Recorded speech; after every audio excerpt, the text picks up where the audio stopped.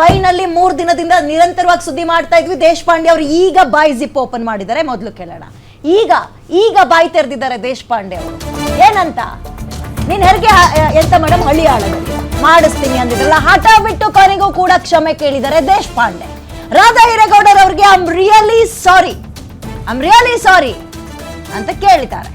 ಅವ್ರ ಬಗ್ಗೆ ನನಗೆ ಅಪಾರ ಗೌರವ ಇದೆ, ಅವರನ್ನ ಅವಮಾನಿಸುವ ಉದ್ದೇಶ ನನ್ನದಾಗಿರ್ಲಿಲ್ಲ. ದೇಶಪಾಂಡೆ ಅವರ ಸ್ಟೇಟ್ಮೆಂಟ್ ಇದು.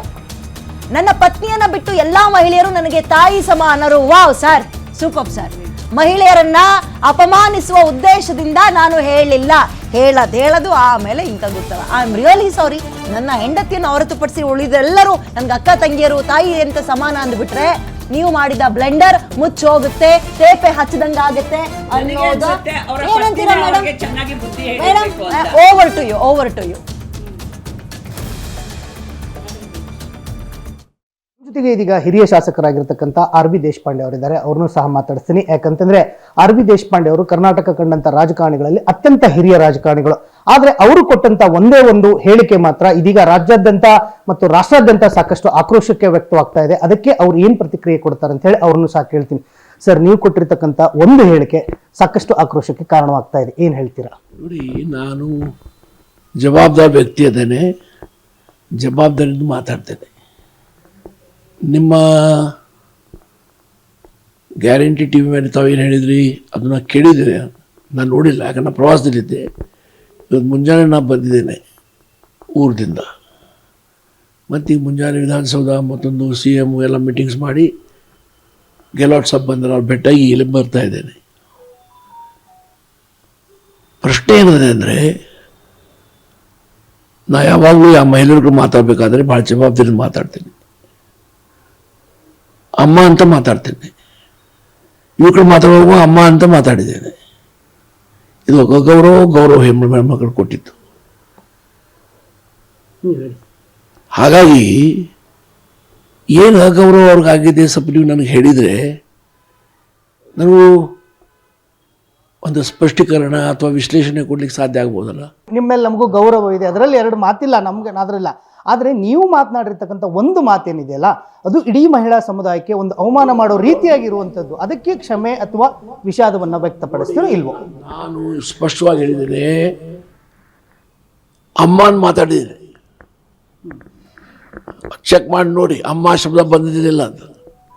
ಅಮ್ಮನ ಮಾತಾಡಿದಂಥ ಗೌರವದಿಂದ ಮಾತಾಡ್ದಂಗೆ ಆತಲ್ಲ ಒಂದು ಹೆಣ್ಮಕ್ಳ ಕಡೆ. ಆಸ್ಪತ್ರೆ ಕೇಳಿತ್ತಪ್ಪ ಸರ್? ಹಾಗಾದ್ರೆ ಕೇಳಿತ್ತಪ್ಪಲ್ರಿ, ಏನು ಕೇಳಿತ್ತಪ್ಪ ಅಂತ ನಾನು ಹೇಳಿದ್ದೇನೆ?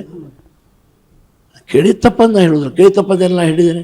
ಹಾಗಾಗಿ ನಾನು ಇನ್ನೂ ಹೇಳ್ತಾ ಇದ್ದೀನಿ ನಿಮಗೆ, ಆಕೆಗೆ ನಾ ಏನು ನಂದು ಅವ್ರ ಪರಿ ಎಷ್ಟೋ ವರ್ಷದಿಂದ, ಇವತ್ತಲ್ಲ, ನನ್ನ ಮತದಾರಕ್ಕೆ ಸೊ ಅವ್ರ ಬಗ್ಗೆ ನನಗೆ ಗೌರವ ಇದೆ.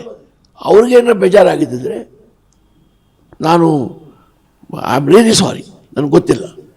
ಬಟ್ ನಾ ಯಾರು ಮನಸ್ಸು ನೋಯಿಸ್ಬೇಕು, ಯಾರಿಗೆ ತೊಂದರೆ ಮಾಡಬೇಕಂತ ಪ್ರಯತ್ನ ಮಾಡೋ ವ್ಯಕ್ತಿನೂ ಅಲ್ಲ, ಮಾಡೇ ಇಲ್ಲ. 50 ವರ್ಷ ರಾಜಕಾರಣ ಮಾಡಿ ಗೌರವಕ್ಕೆ, ಜನರ ಪ್ರೀತಿಗೆ ನಾನು ಪಾತ್ರ ಆಗಿದ್ದೇನೆ.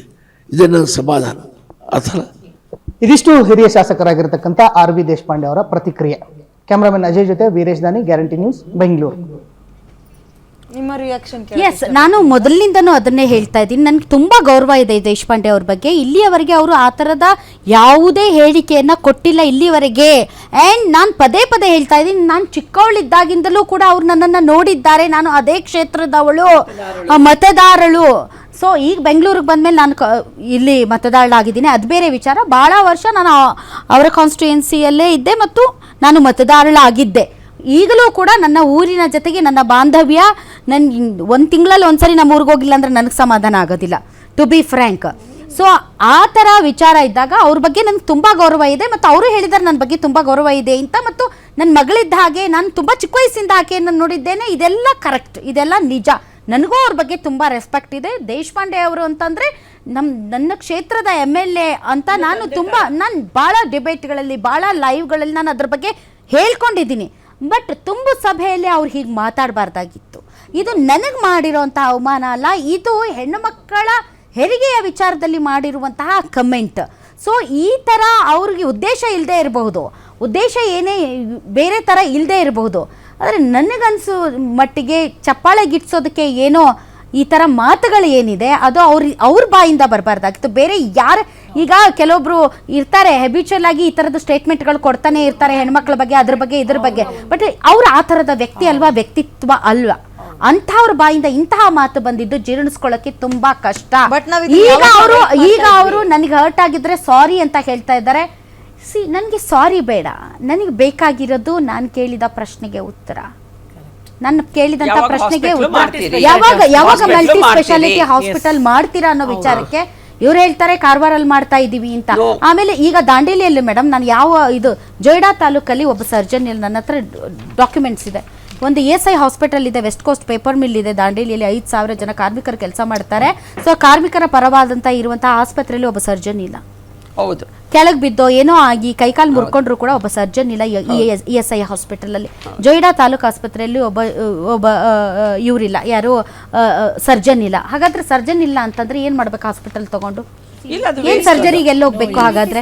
ಸೊ ಇಂಥ ವಿಚಾರಗಳ ಬಗ್ಗೆ ಆದ್ಯತೆ ಕೊಟ್ಟು ಇಂಥ ವಿಚಾರಗಳ ಬಗ್ಗೆ ಈಗ ನೋಡಿ ಶಿರ್ಸಿಯಲ್ಲಿ ಒಂದು ಹಾಸ್ಪಿಟಲ್ ಮಾಡ್ತಾ ಇದ್ದಾರೆ ನೋಡಿ, ಕಾರವಾರ ಮೇಲ್ದರ್ಜೆಗೆ ಏರಿಸ್ತಾ ಇದ್ದಾರೆ. ನಿಮ್ ಕಾನ್ಸ್ಟಿಟ್ಯೂನ್ಸಿಯಲ್ಲಿ ಏನ್ ಮಾಡ್ತಾ ಇದ್ದೀರಾ? ನಿಮ್ ಕ್ಷೇತ್ರದಲ್ಲಿ ನಿಮ್ ಕ್ಷೇತ್ರದ ಜನಕ್ಕೆ ಒಂದು ಮಲ್ಟಿ ಸ್ಪೆಷಾಲಿಟಿ ಹಾಸ್ಪಿಟಲ್ ಬೇಡವಾ? ಬೇಡವಾ? ಒಂದು ಪ್ರಾಜೆಕ್ಟ್ ಏರಿಯಾ ಇದೆ, KPC ಅಂತ ಒಂದು ಪ್ರಾಜೆಕ್ಟ್ ಏರಿಯಾ ಇದೆ, ಪವರ್ ಹೌಸ್ ಇದೆ, ಜನ ಮಾಡ್ತಾರೆ. ತುಂಬಾನೇ ಕಷ್ಟದಾಯಕವಾದಂತಹ ತ್ರಾಸದಾಯಕವಂತ ಕೆಲಸಗಳನ್ನ ಮಾಡುವಂತವ್ರು, ಪದೇ ಪದೇ ಅನಾರೋಗ್ಯಕ್ಕೆ ಈಡಾಗುವಂತವ್ರು, ಸರ್ಜರಿ ಬೇಕಾದಂತವ್ರು. ನಿಮ್ಮ ಕ್ಷೇತ್ರದ ಮಲ್ಟಿ ಸ್ಪೆಷಾಲಿಟಿ ಆಸ್ಪತ್ರೆ ಬೇಡವಾ? ನೀವು ಹಳೆಯಲ್ಲಿ ಮಾಡ್ತಿರೋ, ದಾಂಡೇಲಿಯಲ್ಲಿ ಮಾಡ್ತಿರೋ, ಜೊಯ್ಡಾದಲ್ಲಿ ಮಾಡ್ತಿರೋ, ಎಲ್ಲಿ ಮಾಡ್ತಿರೋ ಮಾಡಿ ತೋರಿಸಿ. ಅದು ನಿಜವಾದ ಕ್ಷಮೆ, ಅದು ನಿಜವಾದ ಕ್ಷಮೆ.